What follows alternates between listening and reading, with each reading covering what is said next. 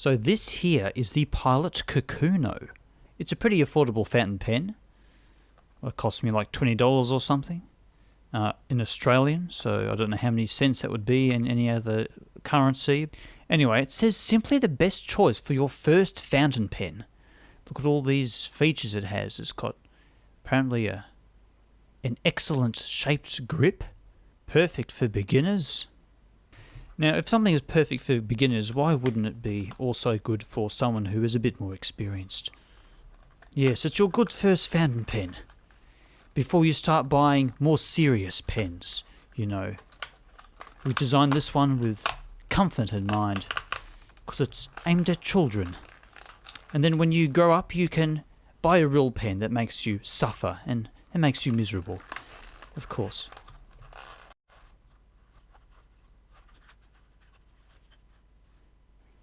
Now, initially, I wasn't going to buy this fountain pen because I thought, it's a pen aimed at children. I'm a big boy, I don't need a child's pen. But then I had a good look in the mirror, then I realised it's something a child would say, you know. So I bought the pen anyway, to try and convince myself that I have gained some level of maturity. That's right, yes, that wasn't okay. How insecure is that? I must say, this instruction manual is actually very good. Very clear. I think this instruction manual is basically 50% of the work to your first fountain pen, basically. Because it's just so clear and easy to understand. It feels pretty good, actually. Yeah, the pen grip has like this hexagonal shape about it.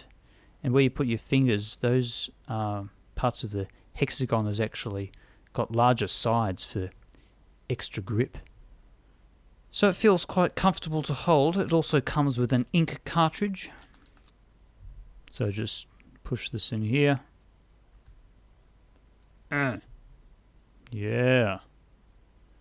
Watch the ink get in there. Oh yes. It's happening. Oh, the ink. Let it flow. This here is part of the video where I wait about half an hour for the ink to come through. Another feature of this pen is that it has a smiley face on it. It's not only a smiley face, it's actually winking at me. No wonder I bought this pen. It seduced me. Hey there.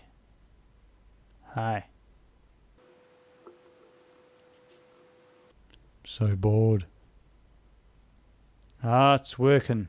Oh, it actually, that's very nice. So the model of pen I have here is a medium nib, and it produces a line that's about 0.7 millimeters thick. Now, if you hold the nib upside down, that is face down, because this pen has an actual face on it, you see, you can...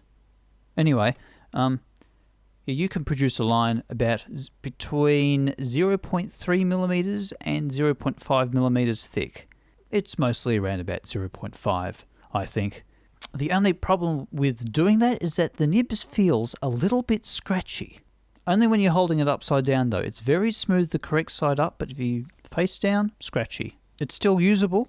It's just that I have felt many smoother pens being held upside down, including Chinese ones, than this Pilot.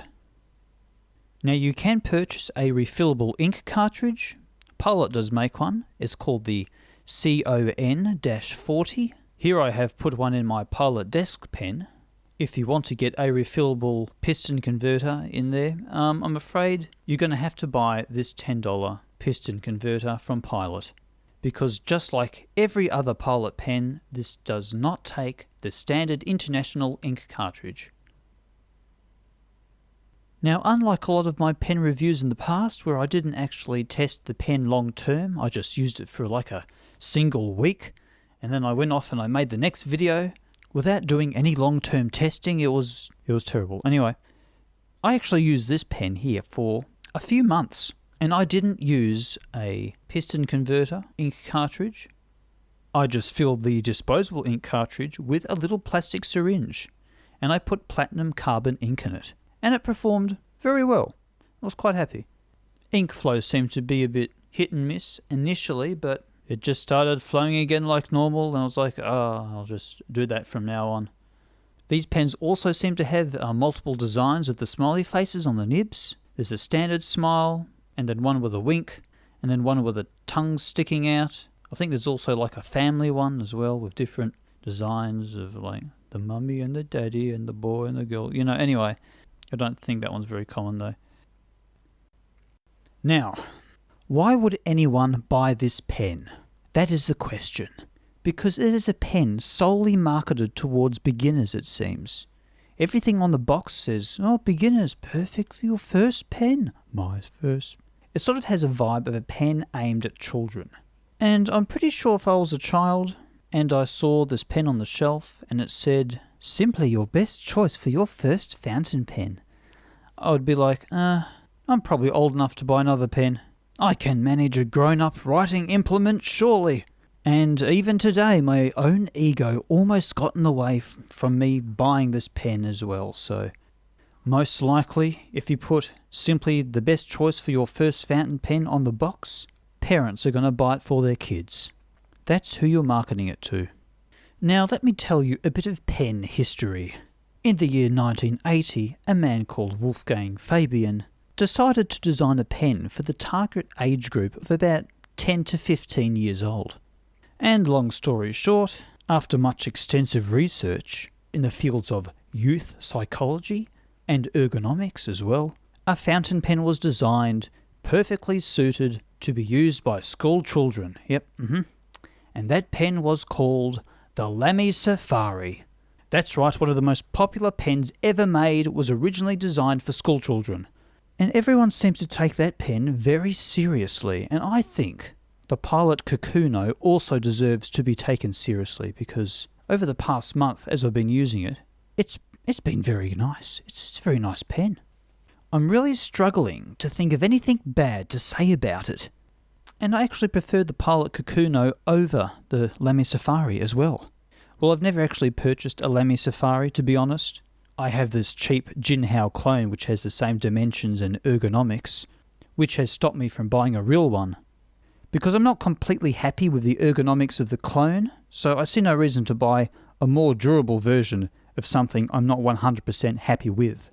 I mean, the Lamy is a very well-designed pen, very popular for good reasons.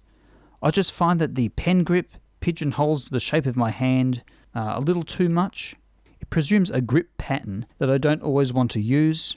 And the pen cap, oh dear, the pen cap is just too much. I like to post my caps when I'm drawing, and that Lamy designed cap is just enormous. And it has this over-engineered pocket clip, something I rarely use, to really add a lot of extra weight to it. So after you post the pen cap, there's a real dump truck swinging back there. It's not very nice. The Pilot Kakuno, though, doesn't have any of those so-called problems that I slowly discovered while happily using a Lamy clone over the course of a few years. The Kakuno pen cap is light and it has a well-balanced feel when posted. The grip has a very vague, I think it's a hexagonal shape to it. Well, it's like a tri-grip, but with the corners slightly rounded off. It flanges a little bit out towards the nib. I think all the design choices that Pilot made with this pen are quite generic, but in a good way. Nothing revolutionary, but also nothing divisive. It's just an example of a normal fountain pen, with a few friendly features. Which is why I think it's a good introduction to fountain pens, because it's just a good example of a normal fountain pen. Now I should get to the part where I talk about the bad things about this pen. And I've used this pen for ages now, and I can't think of anything that makes it stand out that it's a bad pen or anything really, so I might as well just go back and start talking about how it's marketed. The reason why the Lamy Safari left the schoolroom and stayed in the hands of so many adults is because the design doesn't obviously tell you its original target audience. The Pilot Kakuno, on the other hand, does. The packaging and the smiley face on the nib tells you it's a my first fountain pen. This pen is for beginners. Beginners at stationery and also at life in general.